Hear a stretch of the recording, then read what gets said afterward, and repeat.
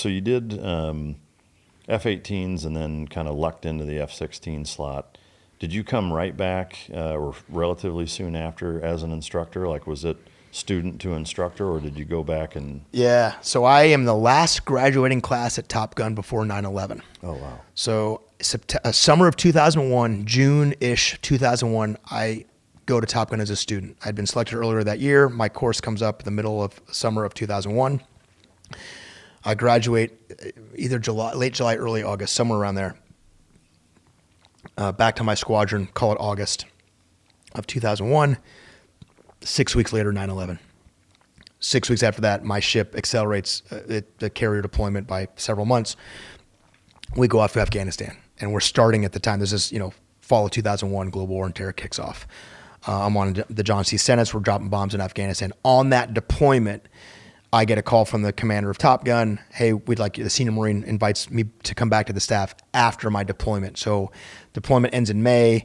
The following summer, and I think it's August, so it's probably just about 1 year to the day that I left the course, I'm back as an instructor. And in between that, I had a combat deployment to Afghanistan off carriers. Oh, wow. Yeah. So I assume that, or I imagine that that's a fairly quick turnaround typically, or is that normal? It varies. That's about Marines. They want to send the Marines after they go through the course. They want to send them back to the squadron to take all that knowledge and share it. And hey, you learn all this stuff. Teach the command. Yeah. The combat deployment obviously changes that whole timeline up a little bit. And what's interesting for me is I went to Top Gun in a peacetime military. Desert Storm was 91. We hadn't done anything in 10 years. I come back as an instructor in a wartime military. So big change, and a lot of things in terms of how we manage that evolve because we're in a war. Yeah. Did the lessons learned from your combat deployment shift the instruction and tactics drastically? There was probably the most significant change was the recognition that we needed to make the training harder, longer, more difficult, more demanding, higher bar. And it's not that was a low bar, and I don't think I would even describe some degree of complacency inside the course. The program was awesome. The instructors were awesome. The demand signal changed overnight. And our understanding of that demand signal was, if we want them to be prepared for war, you got to make the training harder. And so that was, to me, noticeable that we made the course much longer and much higher bar set very quickly after I came back. What is a typical day and week? Oh, dude. Typical day, if you're flying, is you probably fly like roughly, again, ballpark, every other day. A day of prep, a day to fly. Day to prep, day to fly. That's varies. Sometimes you're flying 5 days in a row. Sometimes you'll have 2 days in between flights. And so it varies on the flow of the program. But a day is you roll in at 5 something. You spend a couple hours prepping. You put up your board. You rehearse. You bring the team in. You spend a solid hour or so briefing. You go execute on the flight, which takes 45 to an hour. You come back and you debrief for 5 or 6 hours. Wow. And so, if you're on the 6:45 brief, you're there at 5 in the morning and you're leaving at 5 at night. And then it's right back into the next day. Yeah. That amount of debrief, there's part of me that kind of internally asks, how is there that much to talk about? It's a good question. It's the right question to ask. Top Gun is a schoolhouse. And so we have the luxury of, there's no ground job. There's no other responsibility. There's nothing else going on. It's not real, because in the real Marine Corps, in the real Navy, I was a fighter pilot, but I was the power line OIC. I was a quality assurance officer. I had jobs, real Marines. So Top Gun has the luxury of doing that. And one of the things we have to teach is Mike comes through to the course and you'll debrief for 5 hours. I said, when you go back to your squadron, do not do that. That's not real. Yeah. But the point behind that is, one is, you asked a really good question. There is that much to debrief. Yeah. If you're going to be that precise. And if you're willing to look at everything, you're going to find a lot. And so part of it is going, hey, dude, we have nothing else to do here. So don't skip over anything. There's no point. Beach volleyball. Yeah. That's not. Did that ever happen? That's not even close. This is not even Is there anything like that? No. Nothing. Nothing like Bowling, that. Nothing? We do a softball game where the students get annihilated by the instructors one day. But no, there's no none of that stuff. No crotch rockets paralleling the flight line? Nothing? Negative. Looks good on film, not real life. But in those debriefs, man, because there's nothing else to do, part of it is, one of the tests for you as a student is, I as the instructor, when I'm there, when we go through a flight together, I'm going to write down everything that I think we can talk about and discuss. And it doesn't have to be, I'm not like hammering you for screwing things up. It's just all the little mistakes we made. And the real test of a student is, and this is the difference between a beginning student and a student at the end, is when you're done debriefing, I'll have crossed 3 things off my list. I'm like, oh, cool, we're done? Good job. Okay, now I got a couple things for you. And I'll have 37 other things to say. And by the end, my list, in an ideal world, I've crossed it off and I'm like, bro, you hit them all. Yeah. That doesn't mean you're perfect in the jet, and there's nowhere near perfect execution, but it's your ability to recognize all the things we did. Now, your job when you go back to the fleet, because we don't have 5 hours, is for this student, this other flight squadron member, is you're not going to cover 37 things. You're going to pick 2. But you're going to know which 2 to pick for that person at that time to go, all right, here, I want to focus on these 2 things. And you and I will spend 30 minutes on these 2 things. And I might not even get to the other ones. And that's okay, because you have a real job and real life is going on.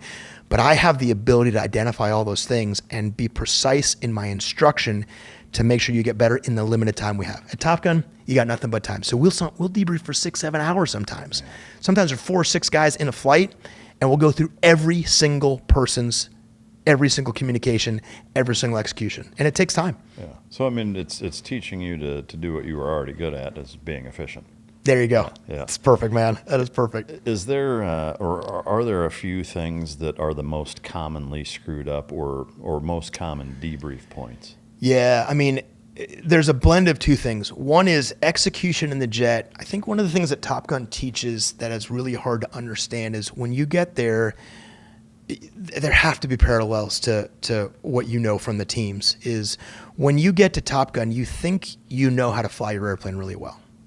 You've got all the training, all the evaluations, and you've got the head nod, you got the selection. You're going to Top Gun. So you're like, oh, I must be pretty good in the airplane. And you get there, and right away what you realize is you are nowhere near maximizing the ability of this machine. You cannot optimize this machine the way you think. And so the first part is the error of we use the term max performing. So at every phase of a flight, every parameter, there's an optimal way to do it, whether it's speed, whether it's angle of attack, there's a bunch of different ways to measure it. A student will come back and you'll show him like, hey, you should be at 35 degrees AOA right here, and you're at 33. And he's like, gosh, damn, man, that's like 2 degrees. Like, yeah, that is 2 degrees. And 2 degrees over time is the difference between winning and losing. So the first most common error is nobody knows that they don't know how to max perform the airplane. So one of them is learning the regimes, all the corners of the envelope of a jet, and flying optimally there.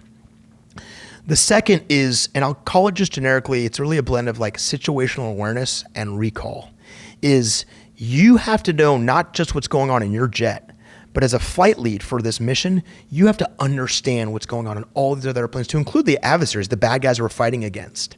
And you probably, and forgive me, and I don't want to do a bad job talking about we can talk about my time with Jocko and the SEALs, but maybe the first time doing CQC, clearing a house, and like, oh, I know what to do, and then you do it and you're like, that sucked. And then by the end, you can anticipate even what the threat might be thinking and how much of a growth there is from you in your cockpit or you with your weapon to, by the end, you're max performing, but you also are thinking about what all the other people are doing, and you're able to give feedback and debrief to the other guys on your team and understand what the enemy's doing in real time while max performing your airplane or while max performing yourself. Really, really hard. Yeah. Really hard to do.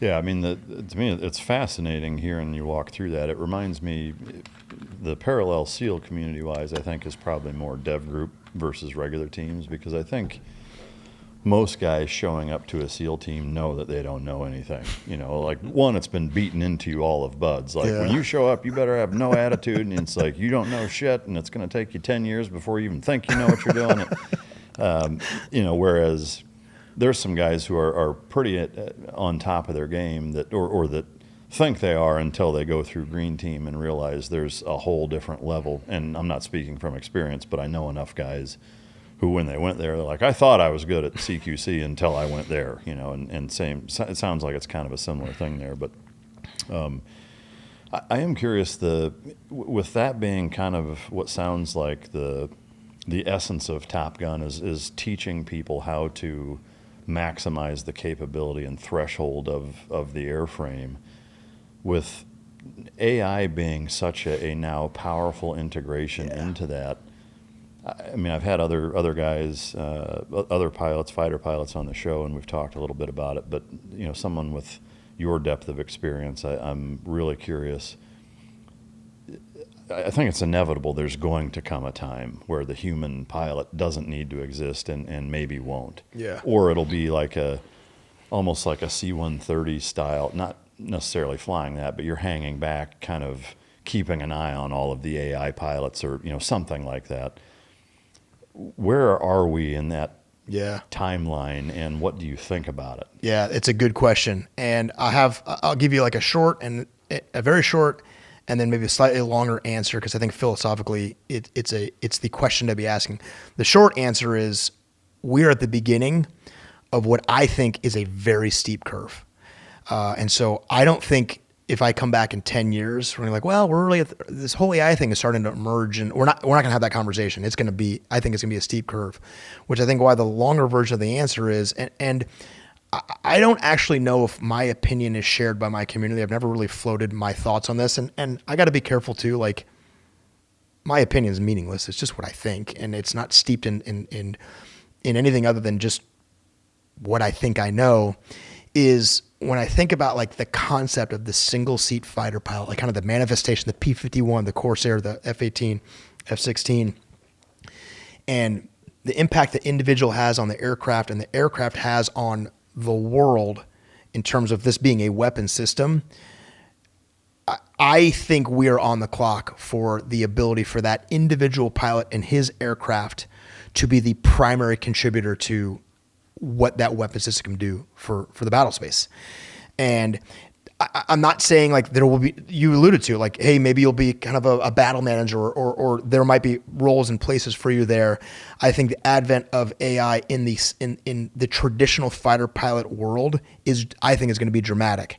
And I think I would not be surprised if in my lifetime there's a generation of fighter aircraft being built that are unmanned. And I'm not talking about drone. I'm talking about AI-centric platforms. And if I think about like 30 years from now, what will technology look like in 30 years from now? What I know is that I don't know, and I know it's going to be infinitely more than I can imagine. So that tells me, and it may be a slightly unpopular point of view, is that the single-seat fighter pilot cliche is on the clock. Yeah. I don't disagree. And if your opinion means nothing, then I don't know how to even describe what my opinion doesn't mean. But I can 100% see that, and it is a little terrifying. I think part of it is just understanding that the possibilities are so beyond our grasp that in itself is kind of frightening. We've all seen Terminator 2, and I do think that the humanoid robot on the ground like a human doesn't make sense.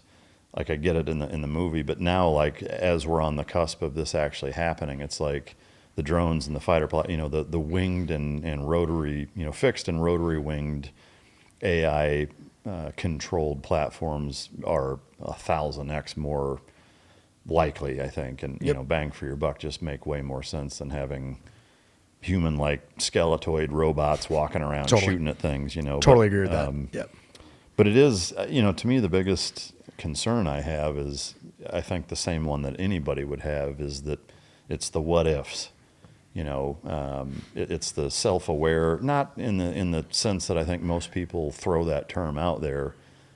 I don't think there's any capability of being completely sentient and self-aware, but learns enough like a human to act like one. Yeah. I think that's the more likely thing. But with humans, there come a lot of flaws, emotions, things that, if it's all zeros and ones, those are impossible to interpret, but they're not impossible to mimic.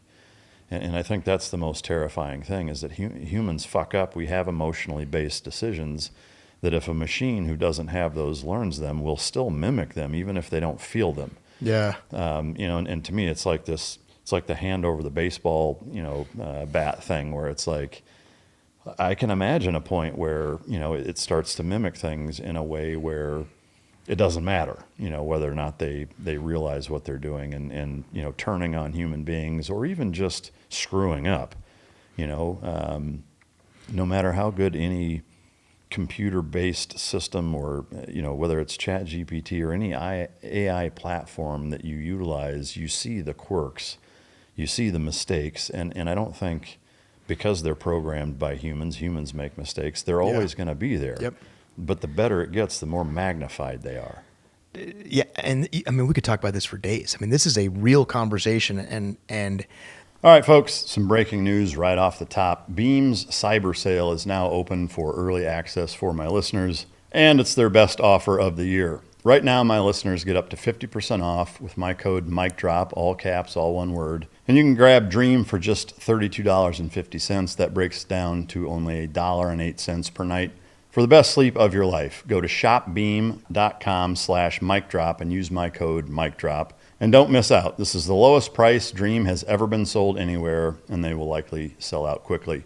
Now, if you've listened to this show for a while, you've heard me talk about Beam. They're an American company founded by people who actually believe in hard work, clean products, and personal responsibility. And unlike the junk pushed by Big Pharma, Beam's Dream Powder is clean. There's no fillers, absolutely no synthetic garbage. Dream is packed with ingredients your body actually needs to sleep. It comes packed with reishi, magnesium, L-theanine, apigenin, and yes, even melatonin. But dosed intelligently, not like the drugstore garbage that knocks you out and leaves you groggy. So now's the time. Beam is giving my listeners the ultimate Patriot discount. Go to shopbeam.com/MicDrop and use the code MicDrop, all caps, all one word, and get up to 50% off during Beam's cyber sale. You can grab Dream for just $32.50. But here's the catch. Dream is only available at this price until it sells out. So seriously, think about it. How much would you pay for a truly great night of sleep? With Beam's cyber price, it's just $1.08 per night. Go to shopbeam.com/MicDrop and try Beam today. the component I think is a driver for me of thinking about what does the generational change look like after this next round of fighters that we're going to build. Is there's also I think a very heavy component that weighs on the risk associated with the individual pilot in the cockpit being the centerpiece of the decision making in what is very likely going to be a higher and higher threat environment.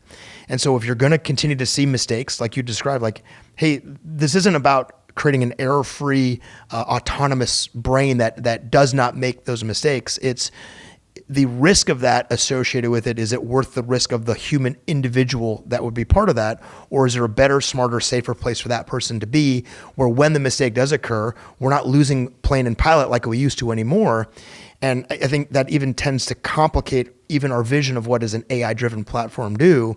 And I think some of it is like, oh, it'll fix all these things. I don't think it's going to fix all these things. It might fix some of them. It's going to reveal others. But now you have this question of, do we want to be sending this individual and the risk associated with that when you can replicate the capability with, I would say, like no real degradation, except there's no risk to the individual. And that's why I think in this very narrow single seat fighter world, I don't think the same challenge persists for commercial airlines. Yeah. I have a really hard time imagining you and I walking onto an airplane, looking to the left and seeing like no cockpit or a robot. People don't like that idea. Yeah. And I could see us people flying airplanes for our entire lifetime. That's a very different scenario than, again, and I'm using this somewhat cliched scenario of this single seat fighter pilot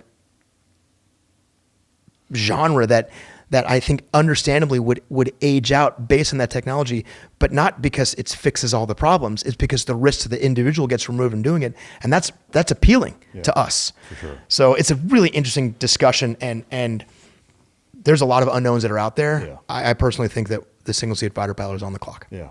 Well, and I know, again, we could talk about this for 5 hours probably, but I do wonder, as somebody who's spent so much time in them, and I know this is maybe more of the engineers at Shield AI or Mach Industries or the places that are developing these types of things. But does the fighter jet as an entity, as a generic entity, even really need to exist once humans aren't piloting them? Because to me, like if you're looking at quad rotor monster drones or predators, whatever. Like, does that platform is it even really relevant anymore? Yeah, and I think that's where the creativity and open-mindedness of trying to understand what the future of warfare looks like, it requires the willingness to imagine things that you can't imagine. And I understand even the conflict in how I chose to say that. I understand what I'm saying doesn't come naturally, but I think that open-mindedness is a hard thing for us to grasp, especially when you come from having been central to being part of that. Yeah, I mean, it forces you to abandon everything you know. Yes, which is violation of human nature. It's tough. Yeah. All right, so F-18s, F-16s, Top Gun. Yeah. Where does the F-22 and F-35 come in? And actually, I guess before you get into that, the combat deployment, the first one that you did you do multiple combat deployments? Yeah, so my first deployment in 2000 was a mission we called Operation Southern Watch, which was defending the Iraq no-fly zone. Yeah. Which at the time was like, that was war, and I remember, I tell a story like I dropped a JDAM, a GPS guided bomb, which when I did that in 2000 was like the first one we'd ever done, is the most high tech thing. I had a GPS weapon that went to the target. It was crazy. Then I go to Afghanistan, fly much more robust combat missions off carriers there. Then I go to Top Gun and then I did my year as a forward air controller. Oh, wow. And got to see war from a very different perspective. I didn't realize you did that. Yeah, so that's ironically, inside of my 23-year career and all those different fighters, by far the most impactful year of my life was when I was a FAC. And just for the audience and just for you, like, that's where I met Leif and Jocko. Yeah. That's my connection to them. Is I left Top Gun, I had this nagging sense of wanted to be a Marine, grew up wanting to be a Marine. And what I'd done is naval flight training as a Marine, flew off carriers, and then went to Top Gun. And I loved the Navy, but it was a very Navy-centric experience. Flying Navy training, Navy carriers, Navy Top Gun. I get the Air Force jet, which is like the coolest thing ever. And I'm really close to getting out. I'm like 99% sure I'm going to get out. And I'm like, well, I don't want to leave the Marine Corps without doing something very uniquely Marine. And there's one thing the Marine Corps does that the other services don't do, you might know this, is they send their pilots to be forward air controllers. And I volunteered to be a forward air controller. And I don't need to bore you with all the details, but in a series of moves, I ended up in Ramadi in 2006, showed up in Ramadi as an Anglico forward air controller, same place, same time. Jocko's task unit bruiser shows up, and I end up working. Wow. So essentially every major operation that Jocko and Leif did, I was with them as the forward air controller. Yeah, that's incredible.